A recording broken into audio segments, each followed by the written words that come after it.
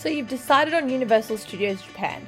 First thing you're going to do is go to the website and read all about the events and attractions. You need to check with your children's height and weight to make sure that they actually are able to ride all the different rides that you want to go on. Enjoying the park, there's lots of great information here for you. It's worth reading through. Hotels. We stayed at the Parkfront Hotel. It was a fantastic option, great breakfast, and straight into the park in the morning without any transit. A really great option if you want to get the best out of the park. Next, you're going to buy your tickets. Definitely use the official web ticket store. We used a travel agency. They then refunded us after finding out that the tickets weren't available and we had to go through the process all over again. Now, the website will give notices as to dates that are currently limited or rides that aren't going to be open on certain days. Tickets are released 2 months ahead of each date. Your studio passes simply get you into the park. You will need an express pass if you want to go on rides. Of course, you can wait in line for 4 hours to get on a ride, but with kids, I don't recommend it. So, choose your passes. Here they are: 1 day, 2 days, and 1.5 day studio passes. The website will only let you buy 4 tickets at once. So as a family of 5 and we were traveling as a group of 10, I had to make 3 transactions in order to purchase, which was really frustrating. So then you're going to select your date out. So let's find a date that is still valid, and we're going to add that to cart. Once you do that, you need to look at your express passes over here.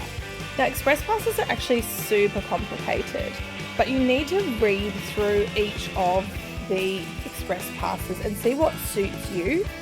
Some of the express passes include specific rides but not others, and they are timed express passes. So you also need to check that the time of day is going to suit you. Let's say that the Universal Express 7 is what your kids are into.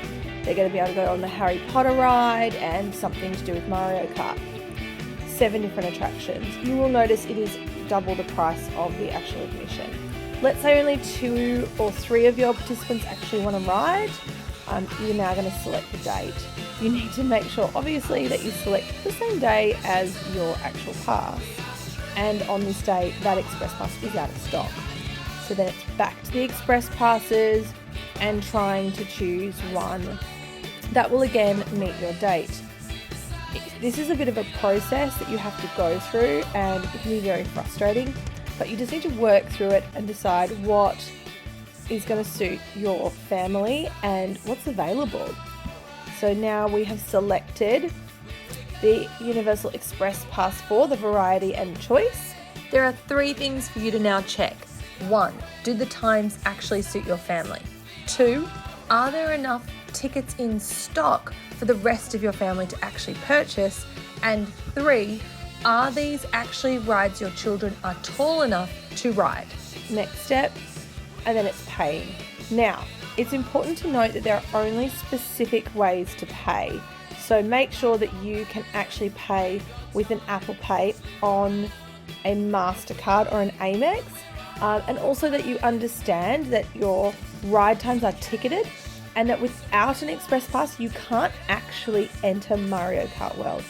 So it's really important that if Mario Kart is the reason you've gone to Universal Studios, that you actually buy an express pass or you won't be getting in.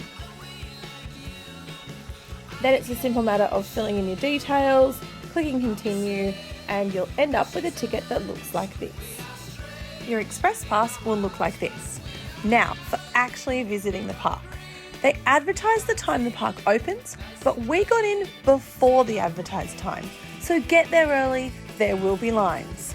Arriving early meant we were able to jump onto the Spider-Man ride before going to the Jurassic Park World for our first express pass. To get the best out of your day, it's really important to know which worlds you're going to and in what order, and what time you're riding each ride.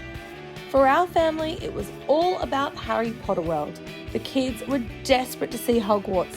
They loved shopping at Honeydukes, tasting all the candy, and of course, trying the famous butterbeer. We arrived at 8:30 that morning, and by 1:30 we were done.